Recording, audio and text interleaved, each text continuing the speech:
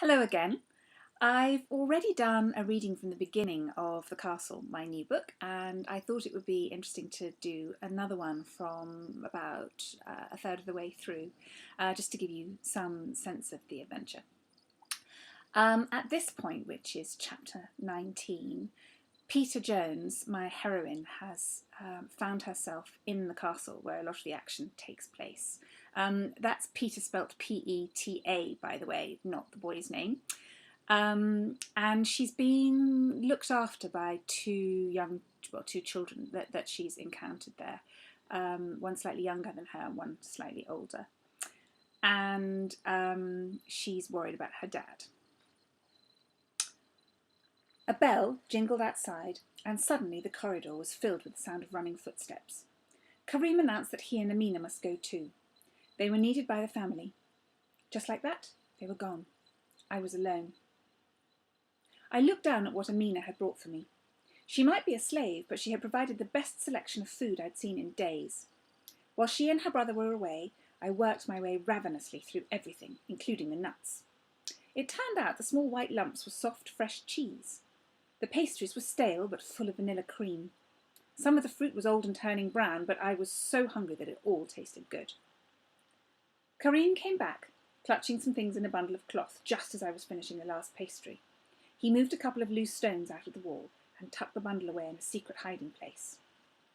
Usually we are very busy in the evening, he said.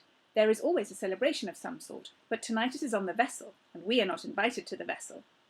He was clearly thrilled not to be going aboard the Princess Nazia, and given the way he and his sister were treated by the family, I could understand it. I expect you are worried about the prisoner, he added, suddenly serious. Mr. Allard, you are concerned for him, yes? I caught my breath. Yes! I'd been so shocked and confused that I'd forgotten for a moment that it was Karim who had given me Dad's message. Of course! Where is he?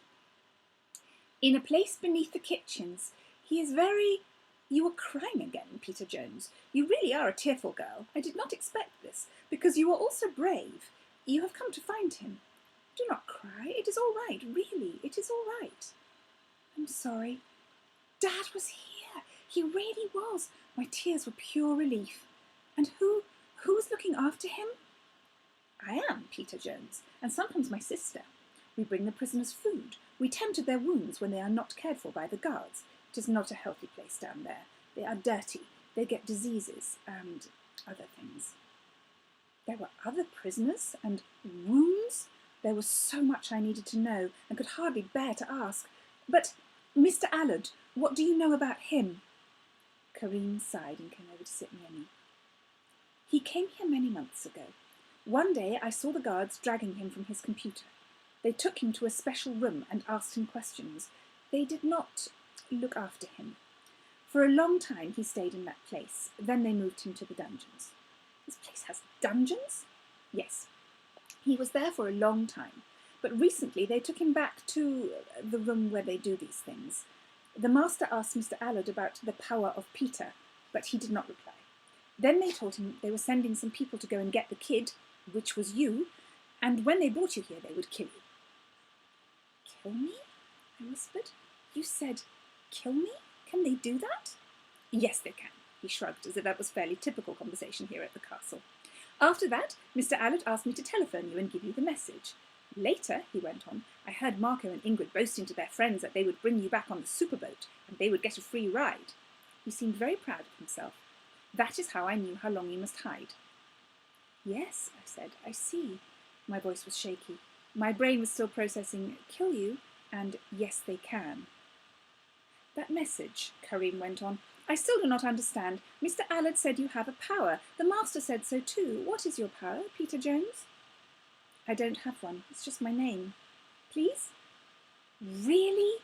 I had to go into this now? Really? But Karim looked so curious and confused. Peta means 10 to the power of 15, I sighed. He frowned at me, puzzled. Is that all? It is a big number, 10 times 15? Not 10 times 15, 10 times 10, 15 times over. It's called a quadrillion sometimes. That is a very big number, he said, nodding gravely, but I do not understand why the master should want to know it. I agreed. Overall, Kareem seemed disappointed by my answer, and so was I. Silence. That awkward silence again. He broke it with a smile. Well, now you know everything about Mr. Allard. He was wrong. I still didn't really know anything about this man with a name I didn't recognise, except that he had suffered and suffered while they didn't look after him in the room where they do these things, and that for some reason connected to him, a bunch of strangers now wanted me dead. I knew he cared about me, though, and of course my heart told me he was Dad.